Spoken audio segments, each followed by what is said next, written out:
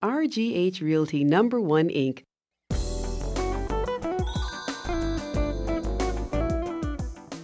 What's the first thing you do when an appraisal comes in?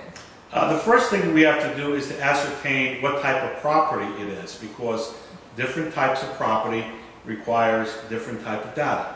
For example, if the order is a single-family home, I'll ask what type of style is it. Like, for example, if it's a raised ranch or a colonial-style home, I would have to pick the appropriate type of sales that we would deem to be comparable. We are basically comparing apples with apples. If it's a 2 to 4 family type of home, then we would have to start collecting multi-family sales. And this is done basically to quicken up the process, because we want to have some type of idea of what information needs to be collected. Okay. So do you have like a radius around that particular property, your subject property? Do you have to look at homes like within a mile, 2 miles, 5 miles of that subject property? That's a good question, because when you're doing mortgage work requires the guidelines of both Fannie Mae and Freddie Mac.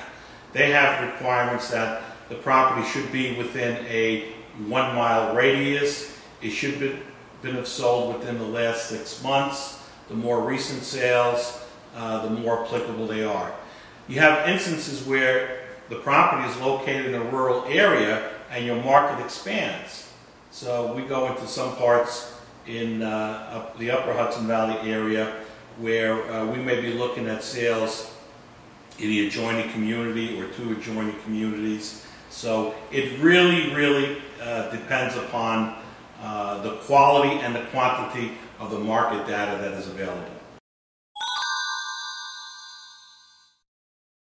There are no sales like within the 6 months. Okay. Like say a house a few blocks from that subject property sold maybe 10 months beforehand. There were several. And what happens in that case? That's the decision that the appraiser has to make.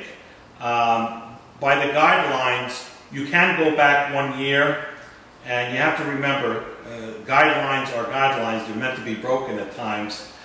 For example, if I found a house that sold next door or 2 doors away that sold 14 months ago, you really cannot disregard that sale, because it is a good indicator of market value.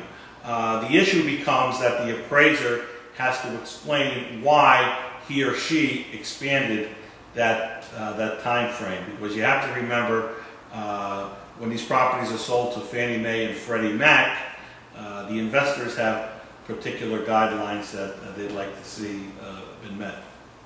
Okay, great, thank you.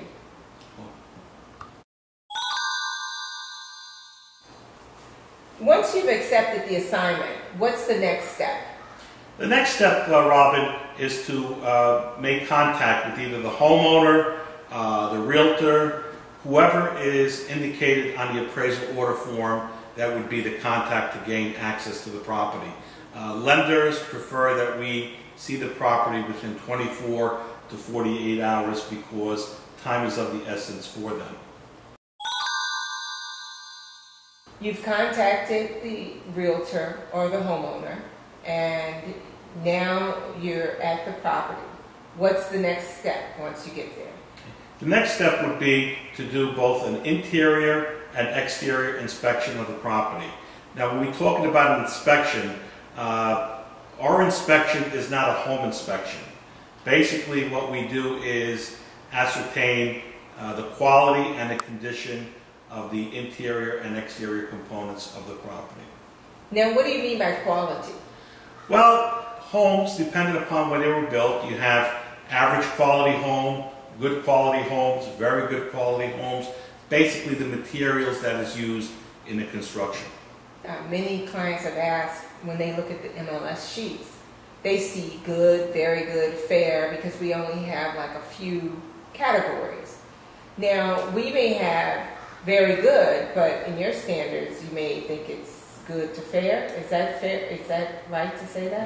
That's one of the dilemmas that we face as appraisers here, the limitations that the realtors have with the multiple listing service, and different MLSs operate in different manners because there are various grades of quality. So your good may be an average. Like for example, an older home that was built with, say, stucco, brick exterior, plaster walls, ornamentation, trim work, that might be a good quality home. Okay. Okay, great. Thank you. Views, yes. One of the things that we consider, a view is considered an externality. A property can have either a positive or a negative externality. For example, let's say that a home overlooks a golf course or has a view of a river. That's a positive externality, and in many markets, buyers may be willing to pay more for that type of property. Externalities can also be negative. For example, your property could abut a highway, it could front a busy road, it could be in close proximity to, say, a toxic dump. Cemetery, sometimes. Well, cemetery, yeah, that goes both ways, the cemeteries, because buyers may look at that as being, I have quiet neighbors, or someone may have the notion that there's ghosts around. So again, the buyers make up the marketplace. Okay. I know that I've had a situation that a client sees a property and it may be listed for over $1 million, and this particular property has a great view of like a river, right? And then a house 2 doors down has no view. And they can't understand why is the price so different. One of the things that we look at as appraisers is that the asking prices many times that are placed on the property, they don't necessarily know what the property is worth, so an asking price may be asked that may be too high.